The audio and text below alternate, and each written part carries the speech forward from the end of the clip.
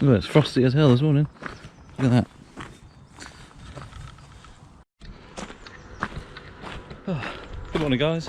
So it's currently -5 or -6 degrees Celsius. The sun is up, and I'm back at Bowden Castle. It's absolutely freezing. The moat's actually frozen in more than it was the other day. It's really sort of about halfway. It's almost like around the other side. But we're going to have a look. The sun's getting warmer. I can feel it already. So I've got the 14mm samyang on this morning on the A7r3.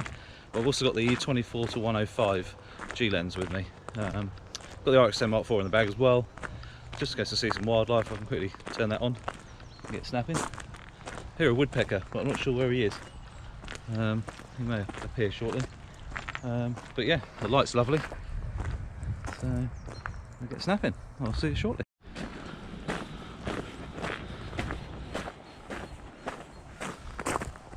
I love this part of the countryside. Good frosty morning.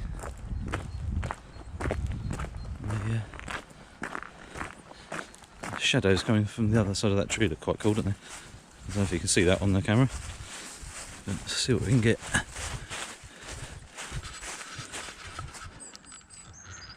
There's some bigger trees either side of that actual tree I'm looking at now.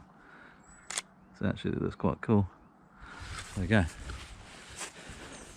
Sort of looks dwarfed by the other ones there.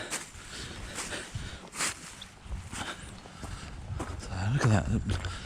Love it how this the building gets lit by the sun because it's sandstone. It just lightens up everything. Really makes itself the subject. Yeah, the moat's actually about half frozen, literally. It's normally when you see the ducks come flying around and land on the ice and sort of slide past. The only thing I've seen so far is the couple of moorhens. There's a couple of ducks right over the other side there in the thing, but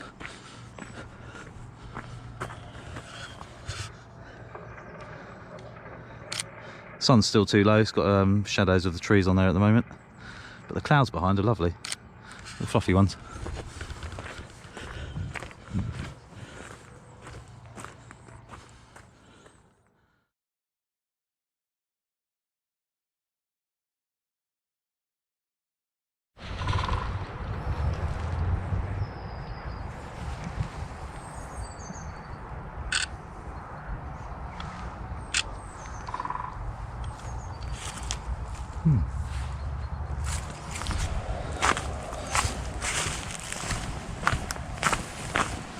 So visiting the castle this morning, as you saw, really cold, -5 to 6 degrees Celsius.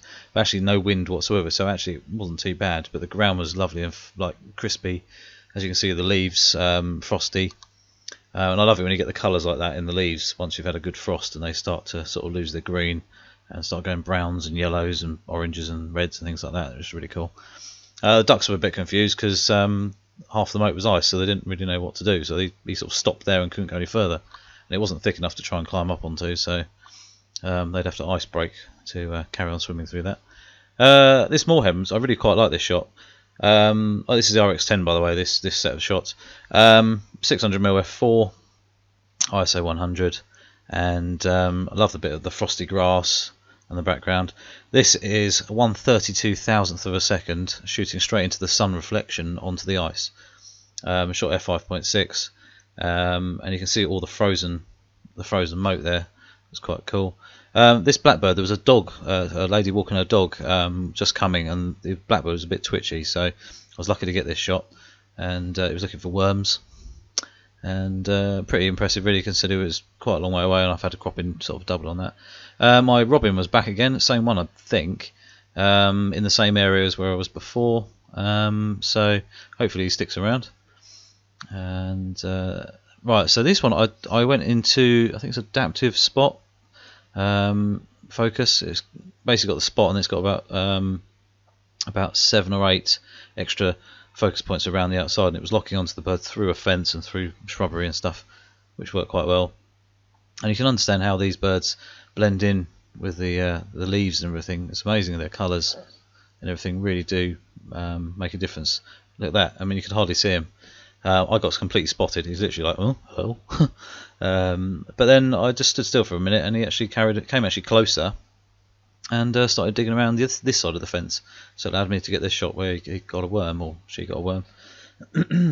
So really pleased with that shot. The light was okay. The sun had gone by now, so I'm relying on natural light. The sun kept coming out very slightly. As you can see here on this thrush, it appeared and then disappeared. There was quite a bit of fluffy cloud, so you had a few seconds of light every now and again. Really like that shot as well. Really fluffed up bird. Trying to keep warm, and I only managed to get a couple of shots of this because I did a little bit of video, as you saw at the beginning. And you don't see these birds that close very often, and it's really nice to see that, they look so lovely. Really sharp image again. And back onto the A7R3. So this is the 14mm samyang AF lens. Really good bit of kit. It does struggle at f2.8. I've noticed it's a bit hit and miss with that, and you do have to persevere with it to get sharp images at f2.8. But stop it down f4, f5.6, up to f8 and f13, whatever it is, sharp as you like. And that's what you want for landscapes anyway. That's what it's designed for. Absolutely awesome bit of kit there. And the A7R3 doing its usual ridiculous quality and sharpness, and also dynamic range, where you're shooting into the sun, and obviously massive shadows onto the castle, so you can just literally bring the shadows back up a little bit. Frozen moat there, you can see it's all sort of like, I don't know, it's almost like a painting, the water. It's obviously where it's frozen, and then back over to the right hand side it was actually not frozen, so really works quite well. And the bare branches really add a sort of pulls you to the castle, which is kind of cool. That's why I like that shot. Worked really quite well. And then this shot here, which you might have seen earlier, this one shooting straight into the sun, and at 1/8000th of a second, and it worked quite nicely, just to get the dark silhouettes of the trees there. This one here, unfortunately the sun wasn't high enough, and you were actually getting the shadows onto the building, actually the castle walls, of the actual trees which I'm sort of stood next to, so which is a shame. So but this shot here I quite like. I've actually added some textures to this just to kind of make it more of a film feel, and it looks quite cool. Makes it a bit more old looking. This shot here, just the clouds are awesome. Clouds are awesome. This is the 14mm again, and lots of reflections going on. And then just moved around a little bit further, so you can get the whole castle, the whole moat, and the bridge as well. And the sun was still literally just sort of tweaking through those clouds very slightly. And then I jumped down into the moat, literally almost, just to get a shot down the side of the bridge, just to run it down there, so you got the cool reflection as well. And yeah, so that worked quite well.